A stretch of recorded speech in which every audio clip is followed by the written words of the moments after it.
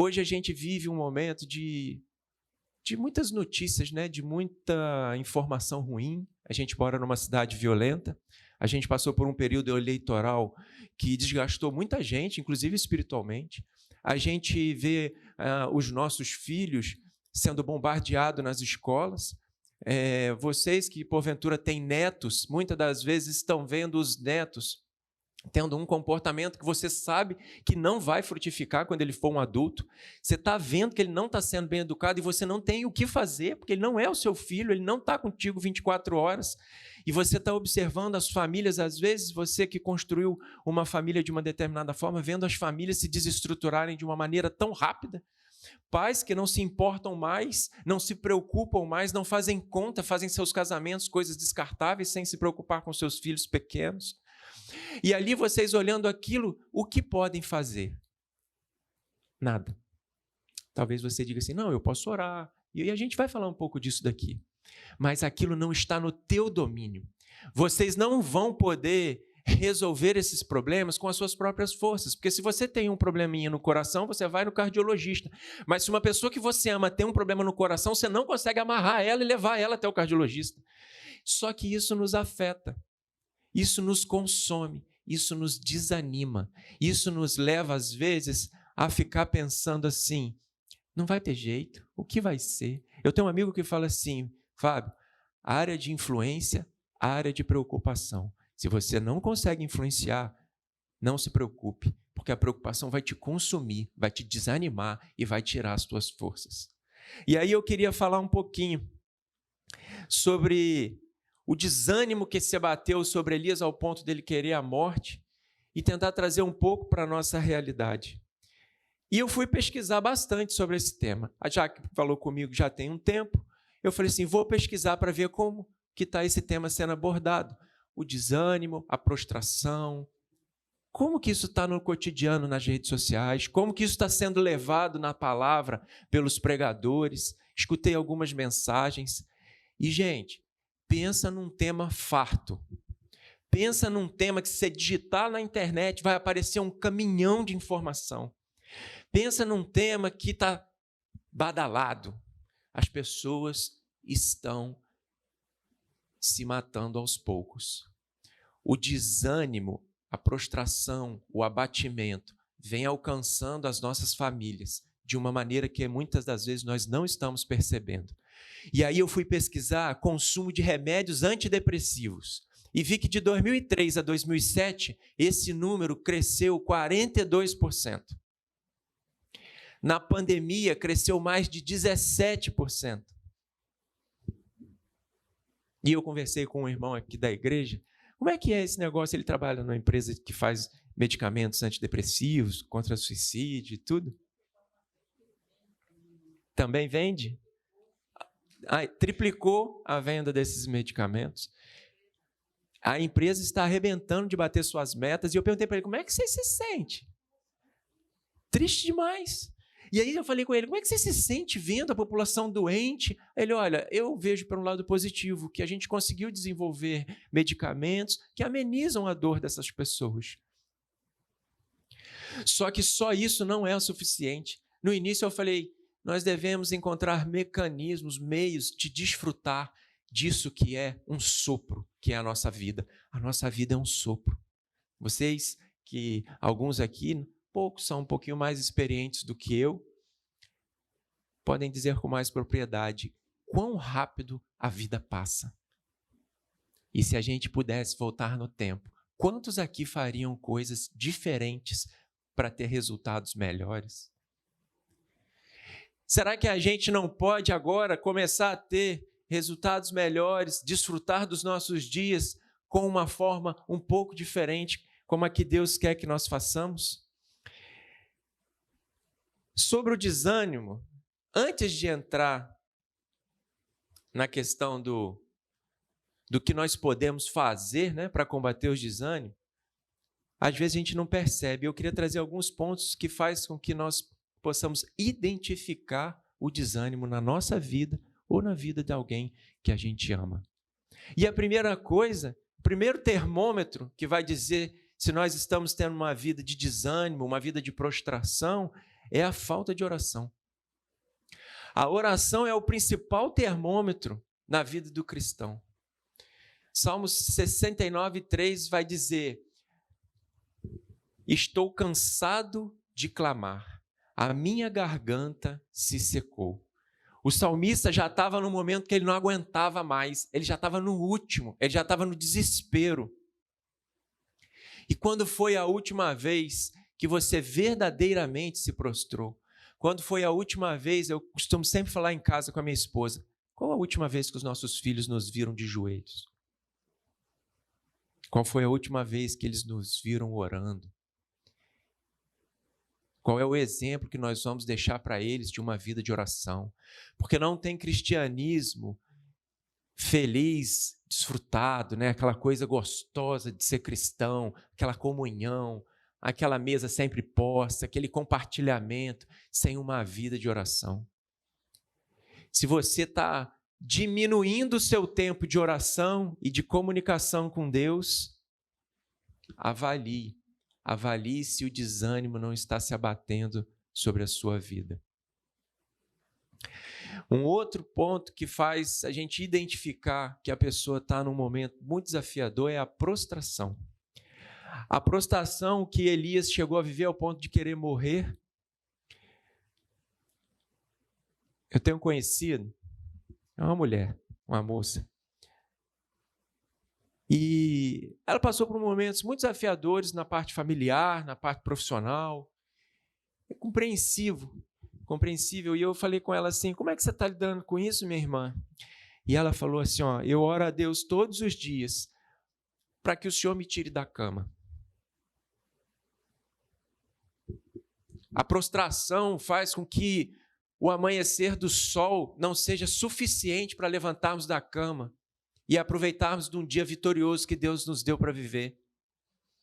Acordamos de manhã numa cidade tão linda, porque o sol que brilha nessa cidade é uma coisa impressionante. Quando você olha pela janela, você vê esse sol lindo, um calor, um negócio gostoso demais.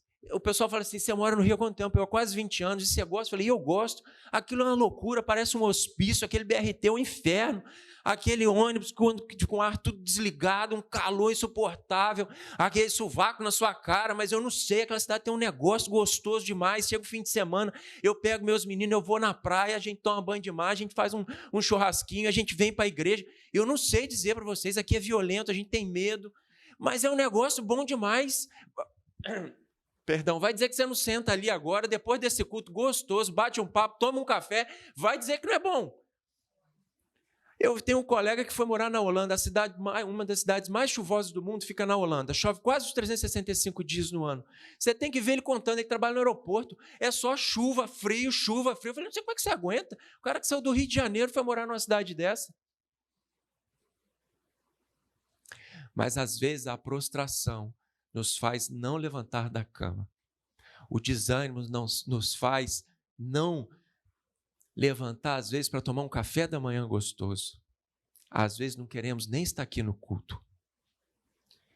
A prostração é um dos maiores indicadores de que o desânimo alcançou a sua vida. E isso pode ser também de outras maneiras. Às vezes, a preguiça de fazer uma comida gostosa. Agora que às vezes você tem tempo, agora que às vezes você tem uma condição financeira, eu vou fazer um bife maneiro hoje. Vou fazer não, vai sujar minha cozinha. Depois eu vou ter que limpar, vou pedir uma marmita, que eu como 2 dias, eu peço às vezes para mim e para o meu cônjuge, ou eu como pouco hoje, dá sobra para eu comer amanhã. Muitas das vezes, isso é joia, porque ajuda no nosso cotidiano para dar uma aliviada, para a gente não ter aquele trabalho, quer dar uma descansada, quer fazer uma outra coisa. Mas isso todos os dias é uma característica do desânimo. Deus nos deu força, nos deu graça, nos deu a possibilidade, às vezes, de comprar um alimento. Hoje eu vou fazer o negócio que eu mais gosto. Eu não abro mão, só se não tiver jeito, mas todo fim de semana eu sento com a minha mulher e com meus meninos e a gente faz um churrasquinho. Enquanto eles comem pouco, né? Porque diz que quando fica adolescente come muito e o preço da carne, mas prometeram picanha, e ano que vem vai ter, se Deus quiser, né? Estamos esperando. Mas eu não deixo de fazer. Mas vai sujar, mas você é doido, não faz. Não tem problema, eu limpo. eu não tenho, eu vou desfrutar, a idade dos meus filhos não vai voltar, o meu filho não vai ter 5 anos de novo, o mais velho não vai ter 10 anos de novo, eu vou sentar ali e vou fazer, e a gente brinca, a gente conversa, e a gente joga, os moleques tem um negócio de bafo agora, vamos jogar bafo, não aguento mais ficar batendo no chão para virar aquelas figurinhas, e eles não sabem jogar, e eu também não sei, aí eles assopram para roubar, e aí é uma beleza, mas a gente desfruta daquilo. A preguiça não aparta a gente de viver aquele momento gostoso. Aqui no Rio a gente vê em algumas famílias que eu me relaciono, que sempre combina assim, vamos comer uma pizza ali no shopping, vamos. Eu falei assim, não, querido, vamos lá para casa. E aí você começa a trazer as pessoas para dentro da sua casa, daqui a pouco elas começam a te convidar de volta, não é uma cultura, se combina muito fora, vamos para casa. Aí você vai, é tudo descartável, a pessoa não quer lavar louça. Eu falei assim, Jesus amado, eu não faço isso só na célula, porque na célula é bravo. Lá em casa tem célula aqui, às vezes dá quase 30, é só Jesus. Mas não é porque você tem um determinado comportamento e a gente está aqui crucificando, não é isso. Mas avalie se você vem se relaxando com você mesmo. Acorde de manhã e use o que tem de melhor. Eu falo muito com a minha esposa, nós estamos casados já há uns 16 anos, agora dia 1º de dezembro. Está gravando, está transmitindo esse negócio aí? Na internet? Amor, se você estiver vendo, 1º de dezembro, é 16 anos, eu acho. Deu ruim. Senhor. Coloca ela numa reunião agora do trabalho, uma crise lá, que ela mexe com TI, para não me arrumar problema. Um outro ponto que a gente tem, muito característico e que identifica, é a murmuração. Às vezes até com as coisas de Deus. Ih, hoje é dia de culto. Parece um fardo. Aquilo que deveria ser um prazer, que é preparar um culto, que é chegar antes para orar, que é arrumar aquela mesa bonita ali. Que vocês... Eu vou poder comer depois também? Amém, crente gosta de comer, né? Minha primeira, me converti em 2005, outubro de 2005, então não estou errado. Dia 31 de dezembro do mesmo ano foi a última vez que eu bebi. Botei a cerveja de lado assim e falei, nunca mais eu bebo na minha vida. Aí comecei a comer. Mas Deus tem me dado graça. Glória a Deus. A murmuração é uma das coisas mais desafiadoras que tem. Jó, um homem temente a Deus, um homem que tinha uma família maravilhosa, começou a passar por dificuldades, por tribulações. Apareceram aqueles amigos dele. Mas Jó, em determinados momentos, se lamentou demais, murmurou demais. Jó capítulo 7, no verso 3, fala assim, a murmuração às vezes chega até a casa de Deus. Oh, meu Deus, eu estou lendo o que eu ia falar. Assim me deram por herança meses de desengano e me proporcionaram noites de aflição. Ao deitar-me pergunto, quando me levantarei? Mas a noite é longa e estou farto de me virar na cama até o amanhecer. Você vê que naquela época já tinha insônia, já se debatia na cama, já tinha angústia, já tinha dor e sofrimento, porque perder todas as suas riquezas, perder os seus filhos, uma doença terrível, diz a palavra de Deus pouco antes desse texto que ele estava com cascas em sua pele, com dores terríveis, provavelmente os analgésicos que nós temos hoje, as plantas na época não eram suficientes, e ele se deitava e se debatia na cama. E quantos de nós, às vezes, à noite acordamos? Vamos aquela idinha ao banheiro que, às vezes, à noite nos chama e a gente não consegue voltar a dormir. A preocupação, a tristeza, o desânimo com aqueles que, às vezes, a gente mais ama. Porque, muitas das vezes, o desânimo não é conosco. É com relação àqueles que a gente ama, que a gente gosta, que a gente intercede. E aquilo afeta demais a nossa vida ao ponto de nos tirar o sono. Oração, prostração e murmuração. Mas como nós podemos lidar com esse desânimo? Quais são as ações que nós podemos fazer para interromper o desânimo e ter uma vida alegre? Porque a Bíblia fala que o reino de Deus é dos pequeninos, por alguns motivos. E um deles é porque criança é rápida em perdoar, Anteontem eu cheguei em casa, o meu mais velho estava acordado, estava com um machucado aqui no rosto. Aí eu falei, o que é isso aí? Eu e o Isaac brigamos. Mas de soco?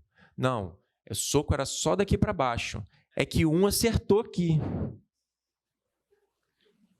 Aí eu e o seu irmão, você bateu nele? O irmão tem 5 anos, o irmão é que é terrível. É uma benção, uma benção. Ele é uma benção, irmão, uma benção, profetiza. E o irmão, fui lá ver, ele estava dormindo já com a testa roxa. Tomou um soco aqui. Eu falei assim, tá certo esse comportamento seu? Aí ele falou, não, pai. Eu falei, depois da briga. Aí nós fomos jogar videogame. O reino de Deus é das crianças. Por isso, nós adultos, 3 meses brigado. Não que um vê a cara do outro. Passa ali, você vira, eu vou para lá, eu não quero ver. Finge que não está vendo. Então, as crianças, elas têm um comportamento muito motivador. Meus filhos, se deixar, no segunda a sexta, eles não querem acordar para ir para a escola. Eles estudam de manhã. E sábado, domingo. Opa, estou de pé 6 horas da manhã. Bora, pai, joga bola. Porque é uma animação tremenda. Nós vamos envelhecendo e isso vai se esvaindo. Ai, estou doido para chegar o fim de semana para eu dormir mais um pouquinho. Essas coisas vão nos tirando e nos afetando ao ponto que o desânimo nos alcança, e depois, para reverter isso, é um desafio danado. E nós temos muitas ferramentas para lidar com o desânimo. Você veja que Elias, às vezes a gente acha que as bênçãos vão nos fazer livrar dos desânimos, né? Elias foi alcançado pela misericórdia, e o poder e o milagre de Deus chegou na vida dele, ele enfrentou aqueles profetas, Deus fez o sobrenatural, não foi suficiente. Mas muitas das vezes fazemos de Deus uma lista de desejos, de tudo aquilo que a gente quer, e a gente se esquece que aquilo não vai ser suficiente para aliviar a nossa alma. Porque a paz que excede todo entendimento não vem das bênçãos de Deus, mas vem do Deus das bênçãos. E é Ele quem vai nos fazer ter ânimo. E Deus é tão maravilhoso que Ele se dispõe a colocar o Espírito dEle em nós. E aí eu queria ler aqui o texto que está em Filipenses 4, que fala assim: alegrem-se sempre no Senhor. Outra vez digo, alegrem-se. Que a moderação de vocês seja conhecida por todos. Perto está o Senhor. Não fiquem preocupados com coisa alguma, mas em tudo sejam conhecidos diante de Deus os pedidos de vocês, pela oração e pela súplica, com ações de graça. E a paz de Deus, que excede todo entendimento, guardará o coração e a mente de vocês em Cristo Jesus. Não importa o que você está passando. Busque a Deus, confie nele e em ações de graça, e com alegria e com júbilo, espere no Senhor. Agora eu vou trazer 3 pontos para a gente terminar sobre como que a gente combate o desânimo na nossa vida. E como a gente falou que um termômetro é oração, sem ser redundante, é uma vida de oração. A vida de oração vai fazer a gente ser transformado. Os grandes homens de Deus, da época de 1500, 1600, 1700, foram conhecidos pelo tempo de oração. Tem uma igreja nos Estados Unidos que há muitos e muitos anos eles estão num relógio de 24 horas de oração ininterrupta. E uma pessoa foi dando um testemunho, foi estudar lá, e ela pagava o estudo orando. Ela tinha que ficar 4 horas orando. Era assim que ela pagava, ela ficava lá na sala. E ele disse que quando ele ia para a faculdade, o pastor responsável daquela igreja estava lá dentro orando. E quando ele saía da faculdade, ia para lá orar, o pastor estava lá orando. E depois das 4 horas dele lá dentro, o pastor estava lá orando. Uma vida de oração que fez com que sustentasse tantas pessoas no campo missionário para que aquela igreja chegasse aonde chegou. É uma grande igreja lá fora. A oração, em 2 Crônicas 33:12, a oração em sua angústia, ele buscou o favor de Deus, o seu Deus, e humilhou-se muito diante do Deus dos seus antepassados. Quando ele orou, o Senhor o ouviu e atendeu o seu pedido, de forma que o trouxe de volta a Jerusalém e a seu reino.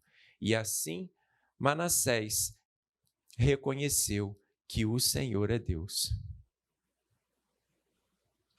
A oração... Tem um livro do Bernardinho que é muito legal, que chama Transformando o Suor em Ouro. E tem uma parte do livro que ele fala, não tem nada de espiritualidade, é um livro secular, bom livro. E ele fala assim, se você está vivendo um bom momento, aproveite, porque ele vai passar. Mas se você está vivendo um momento difícil, fique tranquilo, ele também vai passar. Porque a vida é assim. Entenda que momentos de altos e baixos vão ser frequentes. O problema é como você vai lidar com esses problemas e como você vai passar por esses caminhos. As dificuldades precisam fazer com que nós venhamos a amadurecer e que na dificuldade seguinte eu não tenha o mesmo comportamento que eu tive na dificuldade anterior.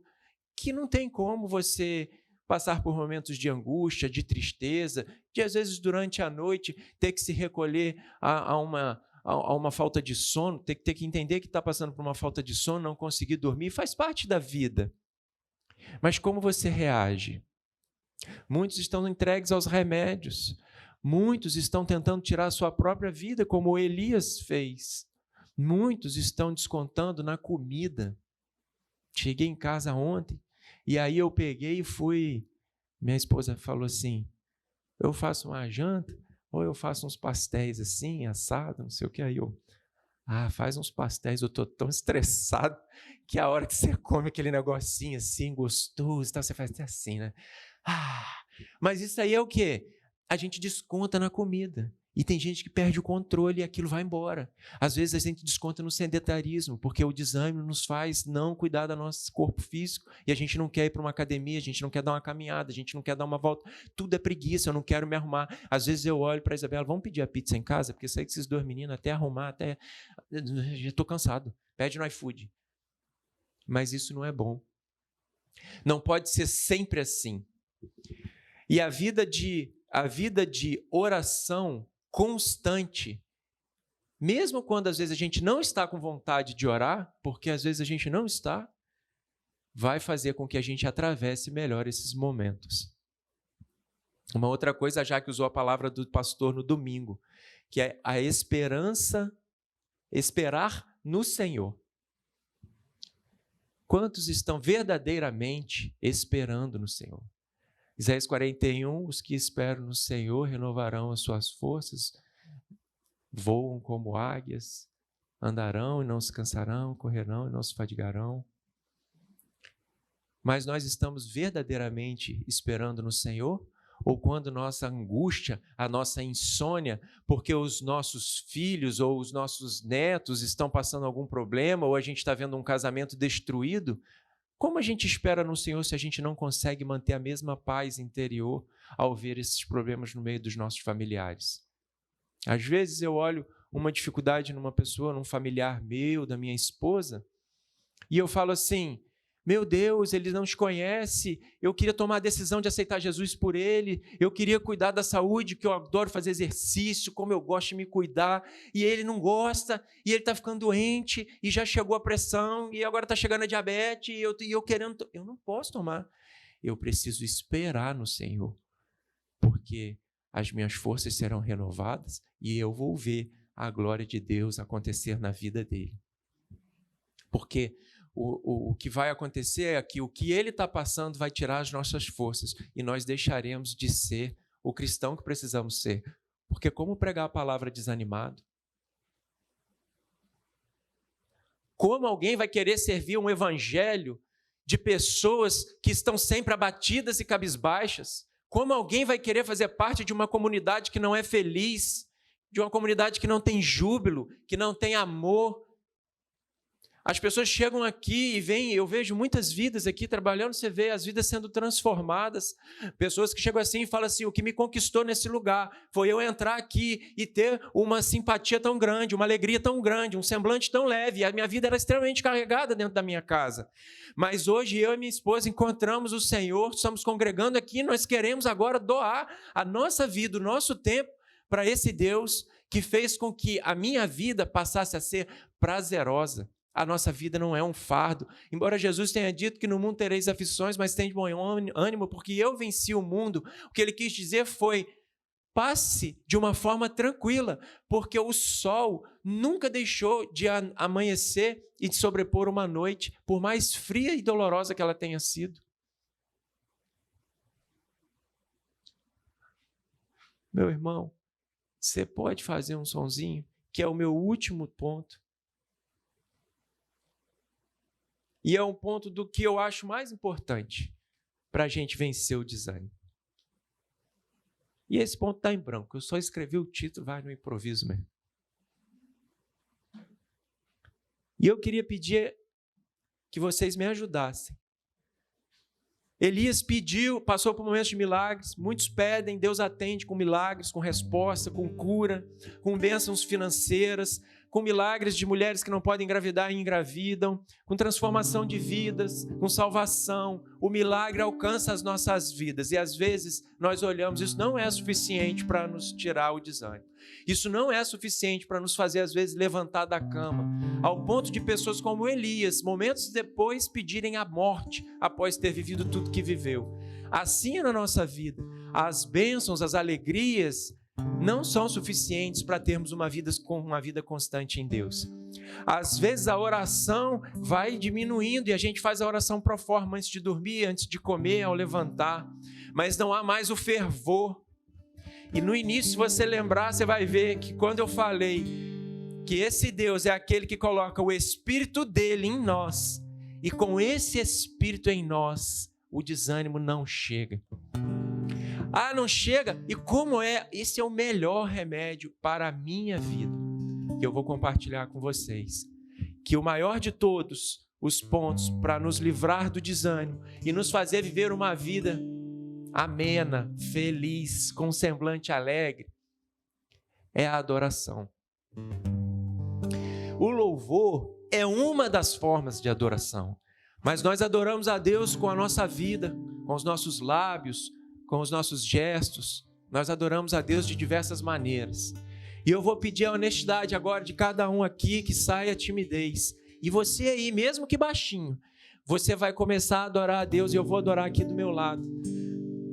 E se vocês tiverem uma vida de adoração, porque quando o Espírito de Deus entra dentro de nós, o bem-estar, o prazer, a alegria, o amor, a vontade de caminhar, a vontade de conquistar, ela inunda o nosso coração de uma forma muito tremenda. E eu costumo, às vezes, eu faço sozinho, eu vou fazer aqui com vocês, eu faço sozinho em casa para ninguém falar que eu sou maluco. Crente é tudo doido. E às vezes eu tenho o hábito de adorar a Deus com os meus lábios. E eu vou pedir para você fazer isso aí. O nosso irmão vai tocar no fundo. E se você fizer isso de todo o teu coração, o que você vai sentir vai ser maior do que qualquer bênção que Deus pode te dar. Porque nada é melhor e mais prazeroso que a presença do nosso Deus. Senhor, humildemente na Tua presença, porque nós não somos nada, mas nós nos colocamos diante de Ti nessa hora para Te adorar.